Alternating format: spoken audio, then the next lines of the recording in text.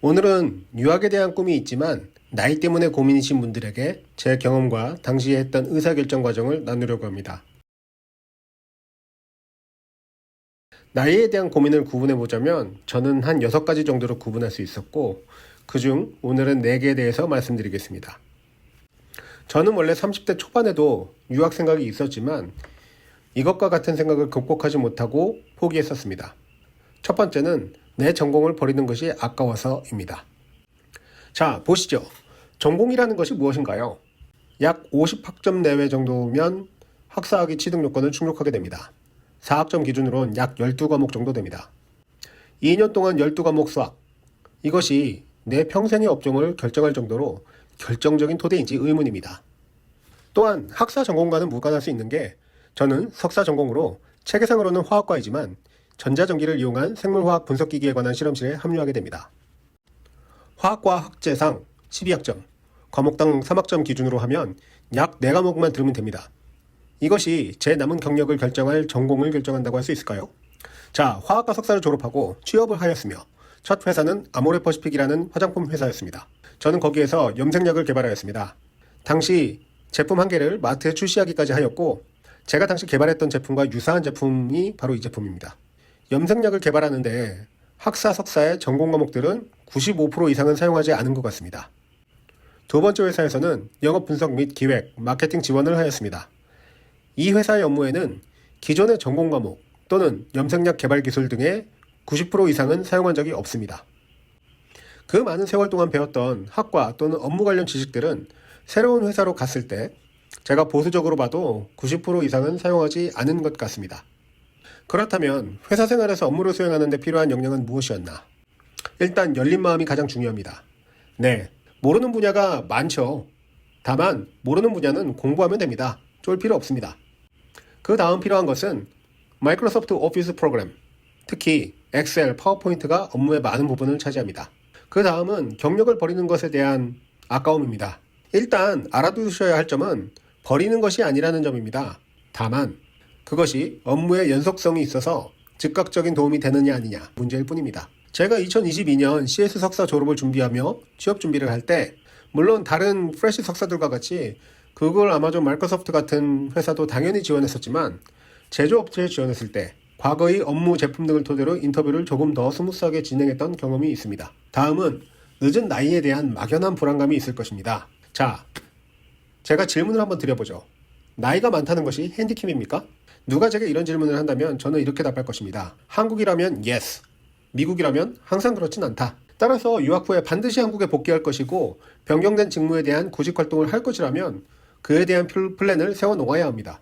한 가지 사례로 해외 유학생의 경우 국내 대기업들에서 유학생은 별도의 채용 절차를 가지고 가고 있습니다. 다만 나이가 많은 졸업자의 경우 서류 전형에서 탈락하거나 면접 과정에서 나이에 대한 많은 태클을 각오하셔야 합니다. 다만 우리가 시각을 달리 한번 생각해 보시죠. 우리가 진정 불안해해야만 하는 것은 무엇입니까? 자, 2023년 이후에 나왔던 희망퇴직 관련 뉴스 자료 몇 개를 가져와 봤습니다. KBS와 같은 공영방송이 희망퇴직을 받는답니다. 저는 이 뉴스를 보고 두 번째로 놀랐습니다. 한국 급여소득자의 평균 퇴직 연령이 50세랍니다. 제가 한국 회사에 취업을 하였다면 퇴직까지 6년 남았을 것입니다. 올해인 2024년 기준으로는 5년입니다. 이것이 바로 제가 첫 번째로 놀랐던 뉴스입니다.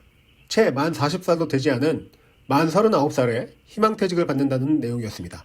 생산직도 예외가 아닙니다. 온라인 쇼핑몰도 물론입니다.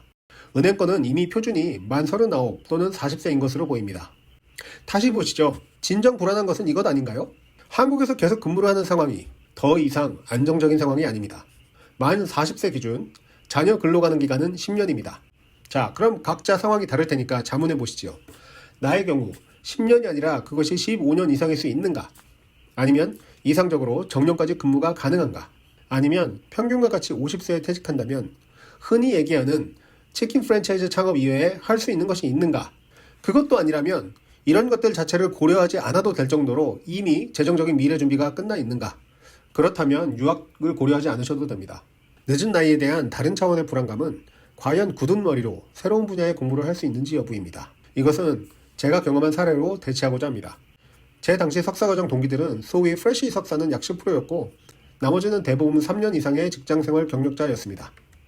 저 같은 만학도 예컨대 나이가 35 이상, 경력이 10년 이상, 또는 전공을 변경하려고 온 사람들도 약 10% 정도 되었습니다. 제가 아주 드문 케이스는 아닐 수도 있고, 만약 여러분이 진학하신다면 여러분보다 나이 많은 분이 있을 가능성이 있습니다. 구직 활동에 대한 불안감은 일견 나이에 대한 불안감과 비슷한 배경일 수도 있습니다. 이것도 관련하여 제 경험을 나누고자 합니다. 제가 한국에서 석사를 졸업했을 때 취업 준비를 하였습니다. 당시 9개의 회사에 지원했고 그중 2개의 회사에 최종 합격하였습니다. 그 후 31살에 코그니스 코리아에 입사했을 때 당시 저는 약 100군데 지원을 하였습니다. 한 곳에서 오퍼를 받았으므로 합격률은 1%입니다. 물론 이 당시는 IMF 직격탄을 맞아서 한국 경기 전체가 불황이었고 그래서 채용시장 전체가 얼어붙었기 때문이기도 합니다. 두 번째 CS 석사 졸업을 준비하며 취업에 매진하였을 때 저는 1000군데 이상 지원하였고 한 곳에서 최종 오퍼를 받았으므로 최종 합격률은 0.1% 이하입니다. 물론 이것도 2022년 후반기부터 시작된 테크 레이오프의 영향이 있고 유학생이라는 신분 문제도 크게 차지하였다고 생각합니다. 사람마다 0.1%가 높다 낮다에 대한 가치평가는 다들 다르겠지만 제가 드리고 싶은 말씀은 CS 학사나 또는 관련 업무 경험이 없는 딸랑 석사나 학위 있는 44세 영어도 제대로 못하는 신분도 불안한 유학생이 그래도 미국에서는 취업이 가능하다는 점입니다. 저는 만약 이 똑같은 상황이 한국에서 벌어졌다면 아마 0.1%가 아니라 0%일 것이었다고 감히 말씀드립니다. 지금까지 나이에 관한 고민의 유형을 몇 가지로 나눴고 그에 대한 제 경험 및 설명을 나눴습니다. 관련하여 질문이나 코멘트 있으시면 함께 나누면 좋겠습니다. 화이팅!